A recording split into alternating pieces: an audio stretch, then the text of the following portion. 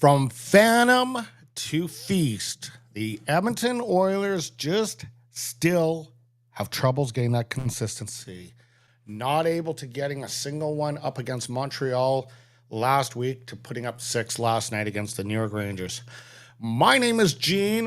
Welcome back to my channel, Primed and Lubed. This is Season 4, Episode 8, The Depleted Roster. Now, however, as you saw my thumbnail, it did have Darnell Nurse as one of those suspects. He was back last night against the Rangers. Good to see. And he even put up a goal, which was even better to see, considering how rocked he got last week against Ryan Reeves. So it's good to see him back and healthy. I honestly thought he'd be out way longer than that. However, the Oilers still have their inconsistent ways. One day the power play is working, one day the power play isn't working, and still very much a concern to me as a fan, and I'm sure it is to you. And of course, we're still talking about Stuart Skinner. And look, I want to make one thing very clear. I'm not a Stuart Skinner hater. However, I do want to see the Edmonton Oilers have a little bit more consistency behind the net.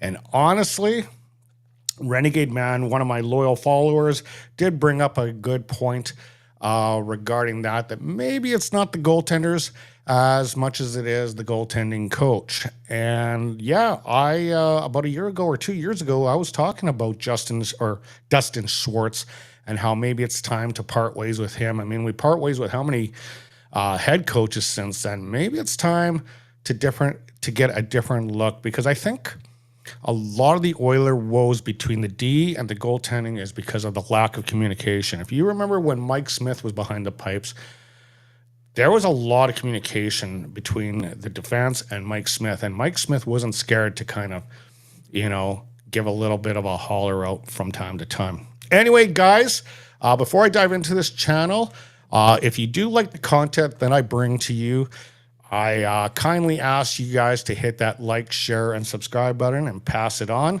I try to bring you a different look to this channel compared to most of the other Edmonton Oilers channels that you'll see out there. So it would be a big heads up. Let's get into the lineup for tonight or this afternoon, as there was 4 games on hand as the Oilers took on the Canadiens, the Sens, the Wild, and the Rangers. We're going to take a look at around the league, and there was some breaking news this morning that I actually was able to squeeze into this graphic regarding a new hiring of a coach and firing of a coach that happened early this morning. We'll get into that. Another piece of reflections. We're going to take a look at the up-to-date Western Conference standings and the upcoming games. Now, with the upcoming games, I didn't do it like last week where I took that graphic from the day before and then added it in, because there was quite a substantial difference in the numbers. It looked actually kind of silly what I was saying and what was actually the graphic posted. We'll get into final thoughts if you guys want to chime in, but let's do this. Let's get right into the Oilers and Canadian game that happened, what was it? I think it was Monday night or Sunday night. Anyway, regardless, the Oilers did not fare up very well in this game, as they would lose 3-0 to the Habs, which, if you ask me, Montreal is one of those games that they should have been able to pull out the W on this one. That being said, I mean, they had a good effort against New York Rangers yesterday, which is a team that they probably shouldn't win. So it kind of balanced itself out. So let's just dive into this game right now. Into the game notes. The takeaways from this game is Montreal outshot the Oilers 11-9 in the third period. They also denied the Oilers on 3 power play opportunities. Again, the power play is still an issue with this team. Despite its stacked offense, Edmonton ranks itself bottom 3rd in the league with the man advantage this season. This is something that needs to be addressed. And again, probably next week I will do another rig report for the month of November. And I don't think there's going to be too much change when it comes to the power play. The key moment, Montembeault stood tall on a partial break from Jeff Skinner midway through the third, denying the backhand with a pad save to earn the Monty chance in the Montreal faithful fan base at the Bell Center. The key stat, Edmonton forward Ryan Nugent-Hopkins played his 900th NHL game, all with the Oilers. Drafted first overall by the franchise in 2011, Nugent-Hopkins has had 252 goals and 455 assists in that span. So a big, huge thanks to Ryan Nugent-Hopkins, as he is one of those guys that is a key player for us. My take, I have a feeling that a lot of teams are going the Florida Panther playbook with what I call, now this is something that I basically made up last year, but I call it the Anaconda chokehold. If you remember Game 7 of last year, they just sucked the life out of the Edmonton Oilers. Like, Oilers couldn't do nothing. They gave everything they had in the tank and just couldn't do it. So it would be a 2-1 final. And I think it was 2-1, or maybe they got the empty netter. I forgot. I choose to forget because they did lose the Stanley Cup that day. But a lot of teams are doing that. And the Edmonton Oilers, the McDavid and the Draisaitl's and the Hymans and the Nugent-Hopkins, they all have to figure out a way to reinvent their offense because a lot of teams have caught on to their trickery. So for this game, my game grade is a D+. They were shut out. No power play. I can't award a team that has failed on so many different levels in this game. However, later this week, in other games, you're going to see some good grades from this team as we go forward. So they would follow that up with a game the very next night in Ottawa to take on the Sens, and they'd fare a little bit better against the Sens as they would do actually quite a bit better in this game and would get the winning result, as they would defeat the Senators by a score of 5-2. As you can see, I gave them the game grade of an A. I haven't rewound this graphic back yet, but let's just go right to the front here. So you know that they're going to get an A for the game graphic. Oops, my apologies on that. 5-2 final. This was at the Canadian Tire Center. And I have to say, in this game, not Matty Tkachuk, the other Tkachuk, can't think of his name right now, Brady Tkachuk was pretty much invisible in this game. He just wasn't standing out at all. So my takeaways, Stuart Skinner wasn't tested often, but he was solid when called upon, making 27 saves. Again, I'm not a Stuart Skinner hater. I never, ever claimed to be one. But that being said, I want to see consistency out of this guy. We will never win a Stanley Cup with goaltending that is inconsistent. You need solid goaltending to win a Stanley Cup. It's one of the most important pieces in the playoffs to get you through it. Key moment, with Norris in the box for cross-checking, Ottawa's Claude Giroux was called for a face-off violation, leading to a two-man advantage where McDavid would get the second goal of the game.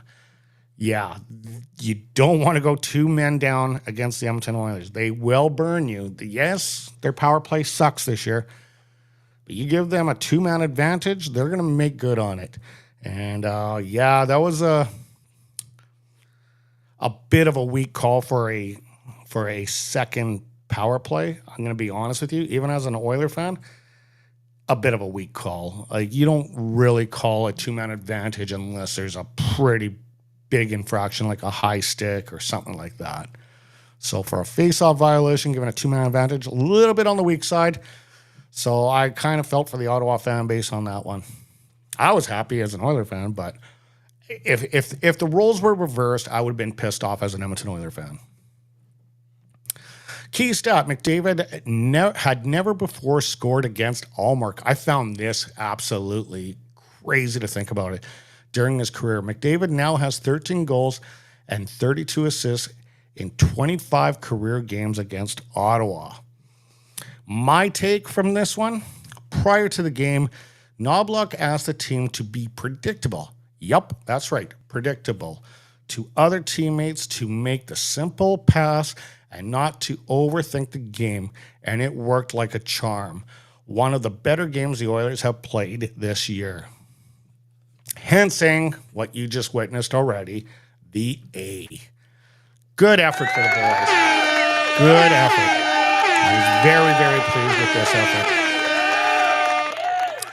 So that would now take us to, I believe we're going to go around the league now. Yes.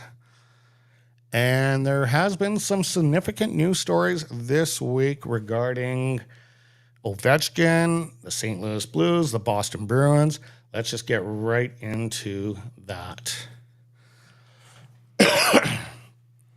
Okay. First up in the news, Canadians' Patrick Laine skates with the team for the very first time since his injury. So he looks like he might be making a return pretty soon. Bruins edge Utah in win for interim coach Joe Sacco's debut. So he got his first win as a head coach. There's going to be more on the Bruins here pretty shortly, as there was some significant news that took place this morning. And I was able to get it in on this graphic, and it'll be the last one we talk about. Darnell Nurse returns to the Oilers, as we witnessed last night, despite taking a brutal hit to the head just 1 week ago. When I saw that hit, guys, I said it last week. I thought he was going to be out long-term. Like, the way his neck was torqued was scary. It really looked bad. It wasn't so much the head. It was the way his neck was torqued. It was almost like 90 degrees, like almost right on the back of his. Anyway, he's healthy. He's back. And he even did a gesture in last night's game saying, hey, my head's all right after scoring that goal. So way to go, Darnell. It's good to have you back. Hurricanes goalie Anderson is having knee surgery. He is expected to be out 8 to 12 weeks. Capital star Alex Ovechkin is going to be out 4 to 6 weeks. And it's not just a lower body injury. It has been diagnosed that he has a broken fibula. I broke my fibula a couple years ago, and I was out of work for 5 months when that happened. It is not fun. And I still, till this day, I'm a little bit overcautious with this one leg and scared, because I do have actually a piece of metal rod that has kept connected to the bones that keep it all in line and all together. So, yeah, this makes his bid to chase Wayne Gretzky's scoring title this year. He may actually not do it this year, but he was on pace. Like, so if he can get back and also get back where it's this broken ankle won't be in his head when he gets back, and he might do it this year, but I'm thinking this might set him back to breaking the record next season. And then the big news that broke this morning is Montgomery hired by the St. Louis Blues as they fired Drew Bannister. So within a week, Montgomery got fired from the Boston Bruins and then hired within a week. And, I mean, he won head coach of the year like 2 years ago. So this is a coach that you knew would not be out of work for very long.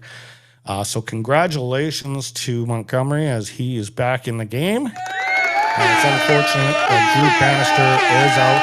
Drew Bannister, not really a well-known coach, so we'll see if we even see him back in the league. All right, let's get into the reflections piece that I've done.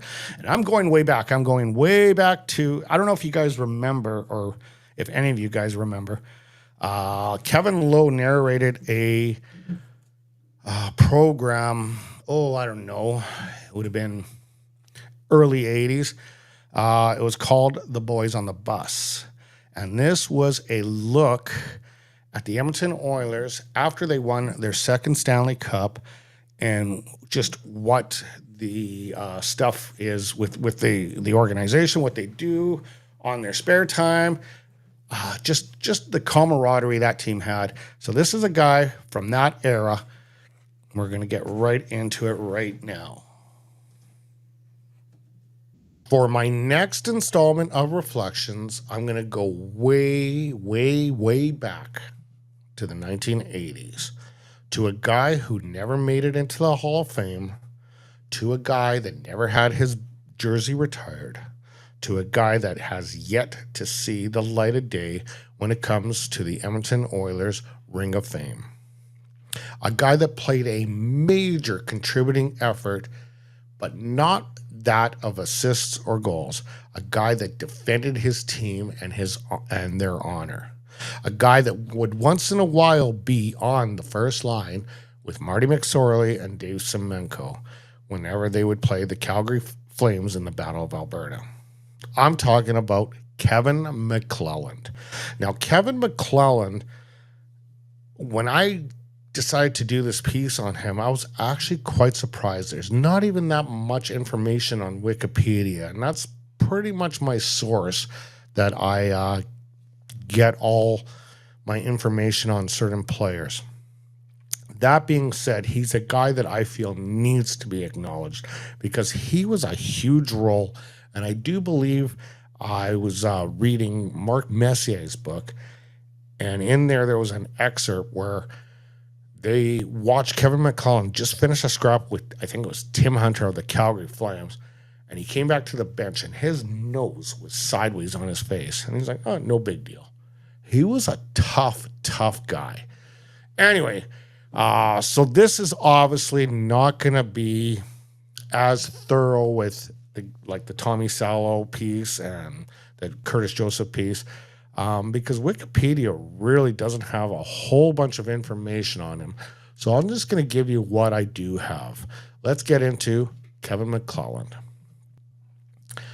So Kevin McClelland was drafted in the 4th round, 71st overall by the Hartford Whalers during the 1980 NHL draft. The majority of his NHL career was served playing center ice with the Edmonton Oilers from 84 to 89, whom he won 4 Stanley Cups, 84, 85, 87, 88. His most memorable playoff moment came in Game 1 of the 1984 Stanley Cup Finals when he scored the game's only goal in a 1-0 win over the New York Islanders. McClelland retired from the NHL following 588 games, recording a total of 68 goals, 112 assists for 180 points. However, his biggest stat was 1,672 penalty minutes. Those weren't hooks. They weren't trips. Those were scraps. Most of those were scraps. As you can tell, McClelland was one of the biggest and toughest guys the Edmonton Oilers ever did see, despite his stature and size. Not only did Kevin McClelland have a playing career, but he also had a coaching career in the minors. He served as head coach of Central Hockey League's Mississippi River Kings for 3 years until he resigned on June 11, 2008. He also was the head coach of the Colorado Eagles of the Central Hockey League from 2008 to 2010. On April 26, 2010, McClelland was introduced as head coach of Wichita Thunder of the Central Hockey League. He would serve as head coach of the Thunder through the transition to the ECHL, but after 2015-16, in which the team finished last in the league, his contract would not be renewed. He had a great career. He was part of that dynasty, part of that era, and I don't think he was respected for what he brought to the table. Kevin McClelland, one of the toughest SOBs you'll ever see wearing the orange and blue. Yeah, so that was a little bit of an abbreviated thing there. Just going to try to fix this. I noticed my graphics are not really cooperating with me today. There we go. My lighting's a little bit off, guys, so I might have to do a little bit of fixing with it. But yeah, Kevin McClellan was quite a good player for the Oilers. Will always be remembered.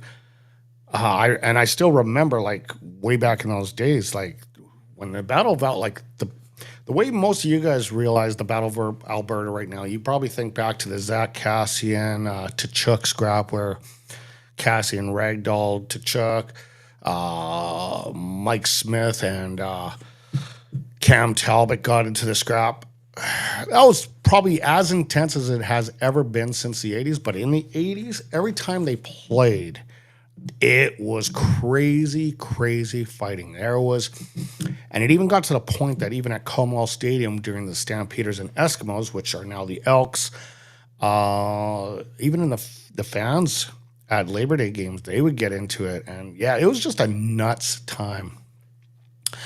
Okay, so we're going to now check into the Edmonton Oilers and the Minnesota Wild. Now, for whatever reason, and it's just one of those unexplainable reasons, the Edmonton Oilers cannot seem to do very well against the Minnesota Wild here. Again, I'm just going to fix that up just a touch, just to make it not so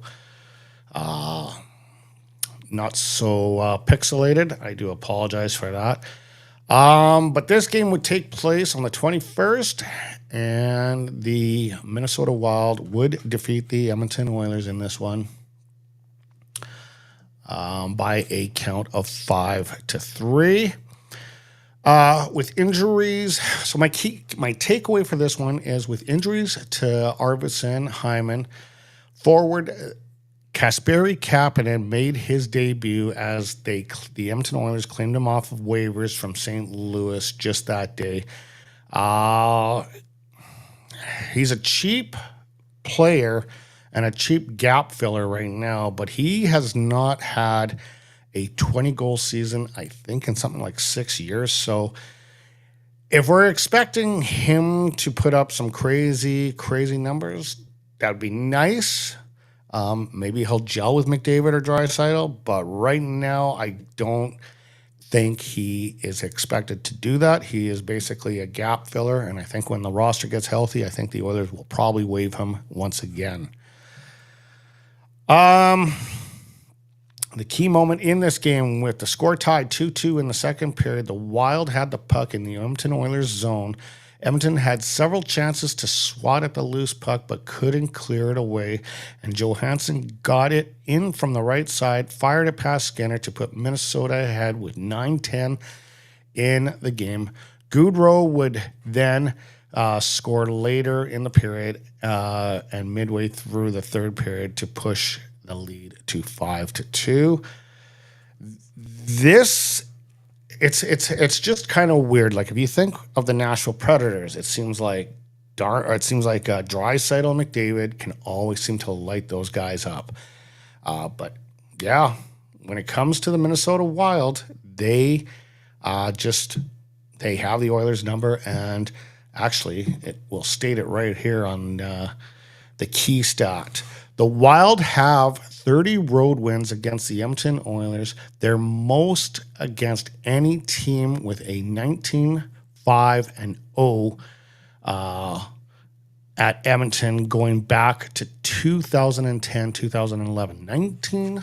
19-5-0 since 2010-2011. So that tells you a lot, because I remember when I basically started this channel, Koskinen was the goaltender, and even back then, I'm like, geez, Minnesota, we just can't seem to figure it out. And still, 3-4 years later, now that I've done this channel, it's pretty much the same outlook.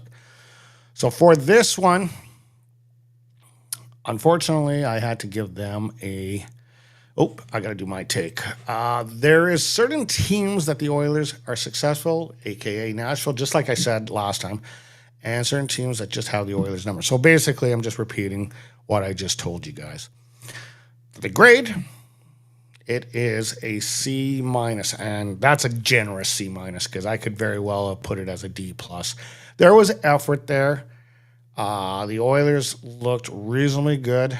The Oilers got actually lucky very early. I think it was 30 seconds into the game when just a weird puck bounced towards the net and Fleury tried to make the save, but it kind of went through his 5-hole. It was just a very unorthodox play for a legendary goaltender like Fleury. But yeah, the Oilers would lose this one, and they're still trying to fight it, trying to figure out a way. But it's really, really getting a little bit concerning because they're just hovering around that cutoff line. And yeah. So then the Oilers would take on the Rangers last night. This was actually a pretty good effort. Jonathan Quick was in net instead of Igor Shesterkin, but Jonathan Quick at 39 still has it. He could still, I don't know how much longer he's going to play for and when he's going to retire, but he still has a lot of game in him. And I'm talking 39 years old and still doing the freaking splits, man. It's crazy.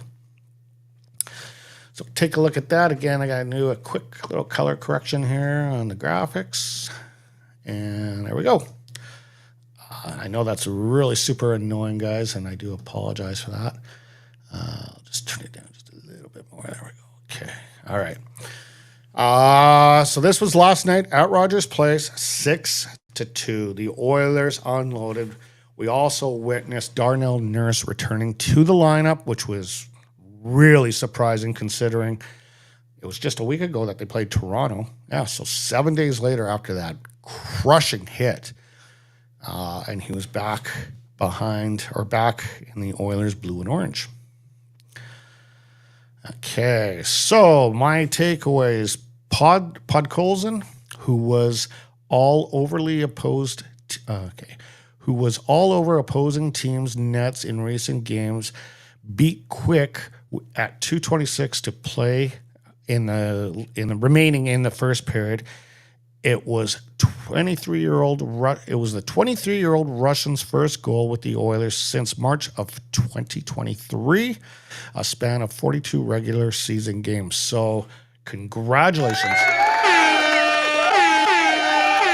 Now let's hope that the monkey now is off his back and he can just start playing a little bit more comfortably, a little less tightness on the stick, and maybe bring an element of offense that is so needed to this squad. The key moment with 8 seconds remaining in the opening period, Oilers defenseman Darnell Nurse scored a shorthanded goal to give the Edmonton Oilers a 2-0 lead. It was Nurse's first game back in the lineup after the check to the head from Toronto's Ryan Reeves a week earlier. Nurse pointed to his head after the goal, which was the 6th shorthanded goal of his career, tied for the first amongst active defensemen with Vancouver's Tyler Myers. So that was huge, very huge. And I'll tell you right now, I can't think of the coach's name right now. I'm drawing a blank, but I tell you, he probably ripped them a new you-know-what in the dressing room after that, because when you have when you're on the power play, you should not be giving up 2-man or 2-to-1 rushes at all. That's ugly, very ugly. Okay, key stat. The Oilers improved to 7-2-1 in their last 10 meetings with the Rangers. Edmonton has scored 4 or more goals in 7 of its last 9 contests against New York. So, yeah, New York is another one of those teams that the Oilers seem to do very well against. I wouldn't say as well as the Nashville Predators, but they do very well against. This one will get a grade, or no, this is my take. It is unfortunate that once the Oilers have a breakthrough game like they did last night against the Rangers, they'll take several games before their next game, because their next game is next Friday night. It's a ways away. They'll play Friday and they'll play Saturday against Colorado. 2 games this week only, and lots of rest. And you want to keep that momentum going because they looked good. I would love to have them play tomorrow and go from there. But unfortunately, the way it is, the way the schedule writers wrote it, they will play their first ever game in the state of Utah next Friday night. For my game grade on this one, I will give them the A-. And I was going to give them the A. I could have given them the A+ because they didn't score a power play on 3 attempts. But then after I thought about that, I thought, you know what? They got to get this power play going. So that's where I had to kind of dip it down a little bit and say, you know what? It's only worth an A-. It was a good effort, though. Good to see them light up that many. Good to see Nurse get one. Good to see Podkolzin get one. So a good effort in general.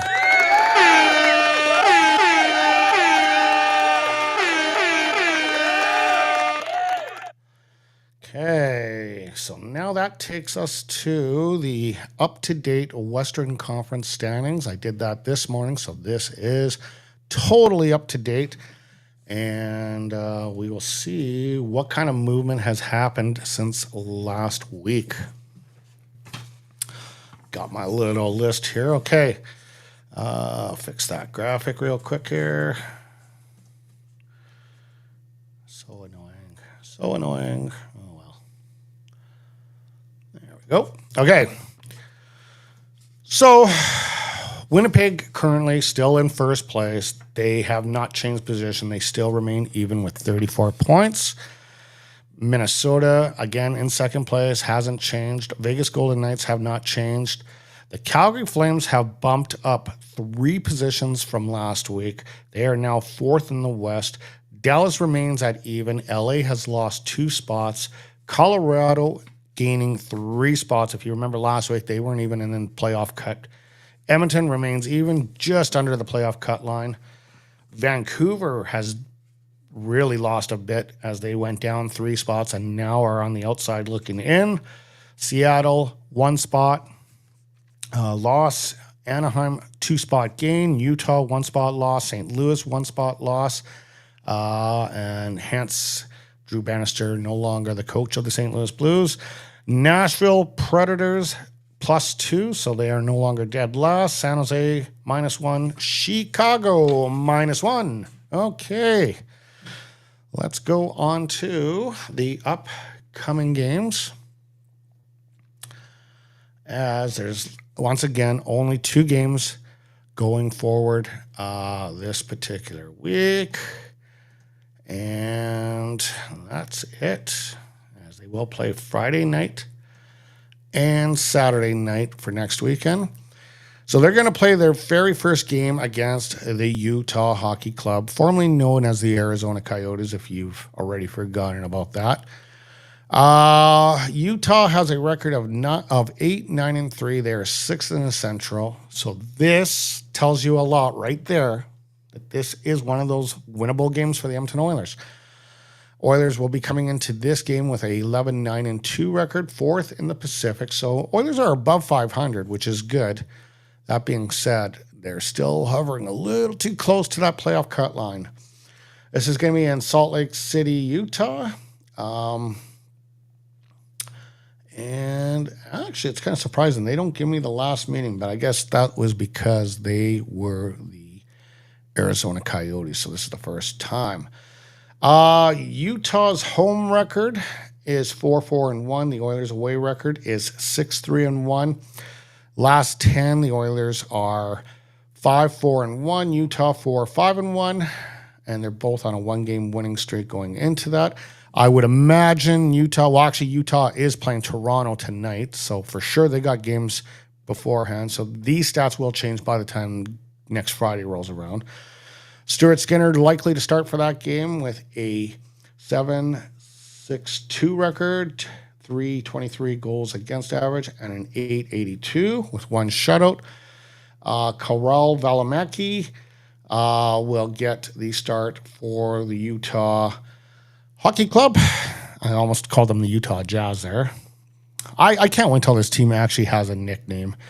I can't believe the NHL actually accepted that. They had a lot of time to put a nickname and get a logos out, but hopefully they'll do an unveiling here. I would imagine probably in the early parts of 2025, we're going to find out what the name is, and we'll see.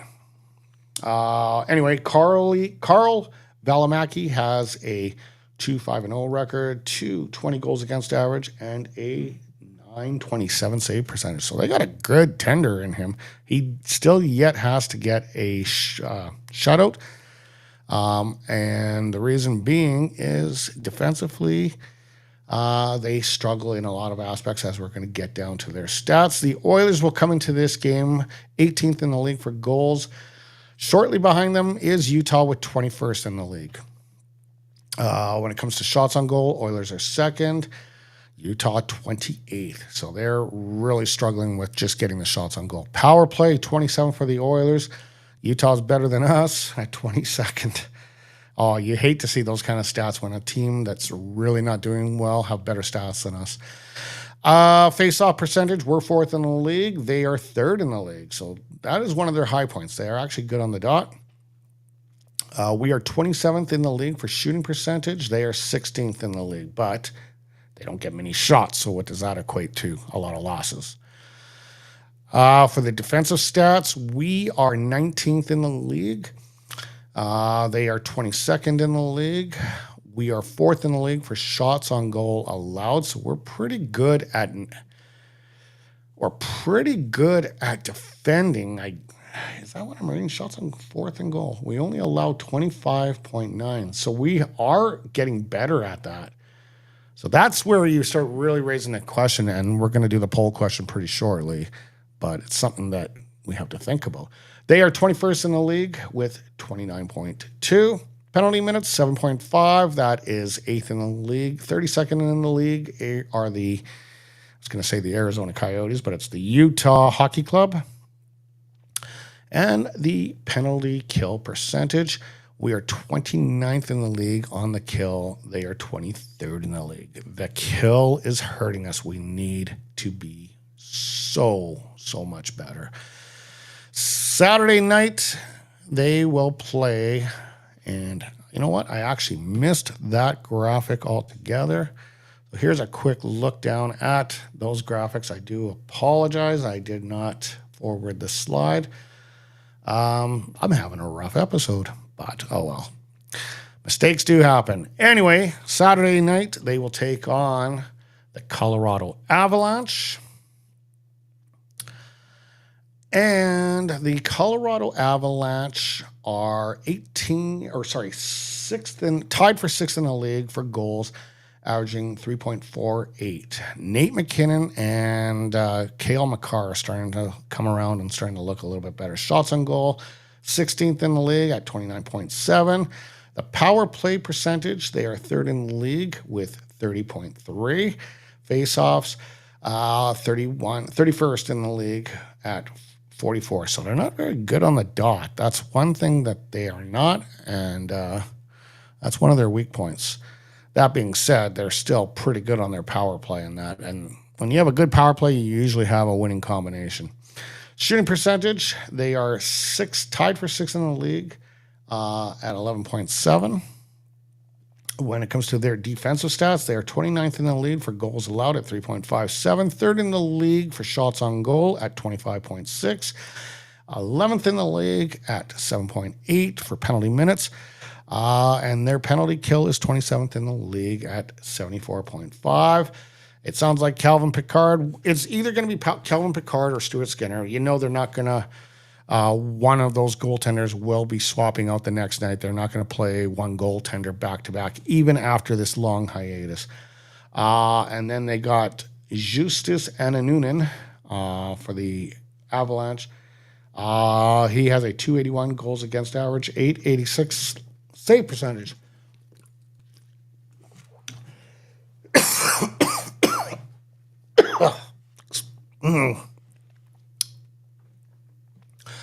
Excuse me. Okay. Let's move on.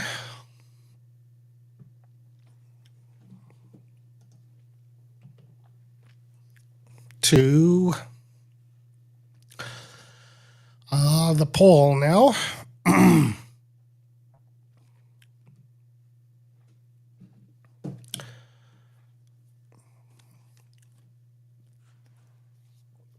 Get this little tickle on my throat, and it really just messes with me. Okay, the poll question. Again, I have to forewarn you guys, but it is another goaltending question. It has been raising a lot of questions on the internet. You're starting to see a lot more discussion about it. Let's get right into it. So I'm going to ask you guys, and I already have it up on my channel in my community page, to scan that QR code. It will take a direct link to my YouTube page where you can place your votes. Last couple of weeks, I've had some good turnouts, so I'm going to give you some of those results after that. The question I have for you guys this week is, with all the rumors going on for potential goaltenders, who would you like the Oilers to acquire? Jordan Binnington, John Gibson, Mackenzie Blackwood, or other? Now, when I say other, that also refers to, like, keep it status quo. We're good with the tenders that we have. So scan that QR code, and I will publish the results next week on the episode. If I get enough of a turnout. If I don't get enough of a turnout, I don't publish them. Okay, so last 2 weeks I had a couple questions for you. Last week I asked you, should the Edmonton Oilers consider shopping Evan Bouchard around right now? And surprisingly, 64% of you guys agree to this. This was 11 people voting, which it's a valid number. It's over 10, which is kind of where I want to be. I know I'm still a small channel. Eventually, I can grow this to being some legit numbers. 36% of you guys say no, keep him still. And that's very valid because, I mean, and I'm guilty of it too. The Edmonton Oilers fan base is trigger happy. As soon as it's slightly things go wrong, it's like trade this guy, trade this guy, trade this guy. And instead of just trying to work the kinks out. 2 weeks ago, I asked you the question is, who is the Edmonton Oilers' most consistent and reliable player? 13% of you guys said Adam Henrique. No one said Ekholm. No one said Calvin Pickard. And 88% of you said Leon Draisaitl. I could not agree more. Leo has been very consistent this year. I have no qualms with him. Connor, he struggled even a little bit early on. And, no problem with Leo's play. He's been very exceptional. Okay, let's go on to final thoughts as we move on to close off this episode for this week. Let's do it. Let's see if there's any comments here.